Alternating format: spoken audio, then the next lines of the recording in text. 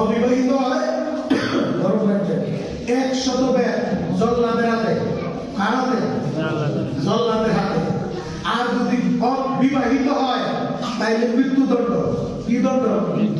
মৃত্যুটারও system ভিন্ন, আমার গুলি করে দিলে ওরা, ফাঁসি দিলে ওরা। অনেক মানুষকে জমা করিয়া অনেক খাতায়া পাত্তর মারতে মারতে মারতে হবে। অনেকে মনে করে এটা হইলো এই তার উপরে জুলুম করা, তার উপরে নির্যাতন করা। না, একটারে মাইয়া পুরো সমাজকে দেখানো, দেখ জিনা করলে কেমন মারে। একটারে মাইয়া উদ্দেশ্য হইল অন্য যারা জিনা করা করছে বা চিন্তা করতেছে এরা যাতে এই মায়ের দেখা জীবন জিনা করার চিন্তা না করে। আর গোপনে করলে হবে না, প্রকাশ্যে দিবালোকে মানুষের সামনে, এটা উদ্দেশ্য। হ্যাঁ, এটা করতে হবে। চুরি করলে নির্দিষ্ট পরিমাণ চুরি করলে চুরের হাত কাটতে বেশি, রোড়া বদনা চুরি করলে না, নির্দিষ্ট পরিমাণ মাল চুরি করলে ধরা পড়লে কোথায়? জনসম্মুখে। এতে কি কাম হবে?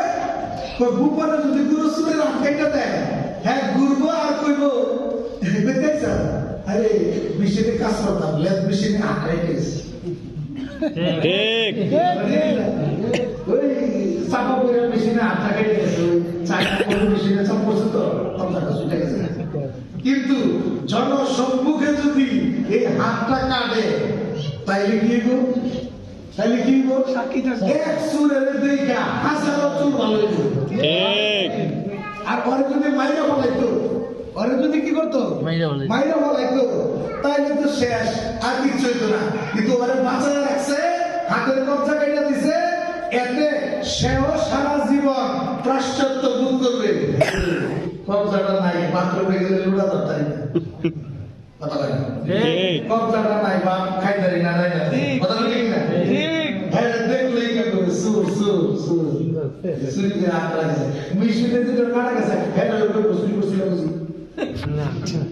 কেমন একটা কলঙ্ক নিয়ে ঘুরবে সে। এতদিন পর্যন্ত হাফাতা গেঞ্জি, শার্ট, টি শার্ট, এখন পাঞ্জাবি পরবে।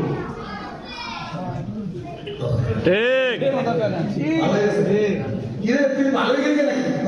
শার্টটা ভালো লাগে না, ভালো লাগবে কেন? কবজা দেখে করে ফেলছে, পাঞ্জাবি পরশু ভালো হইতেছে কিনা দেখবেন। এই জন্য একটা শাস্তি আল্লাহ দিয়া বুঝাইছে যে ওরে মারা আর নির্যাতন করার উদ্দেশ্য না, এতক্ষণ আমার হয়ে যাবে ওই শাস্তির কারণে। যারা আপনি বিমান না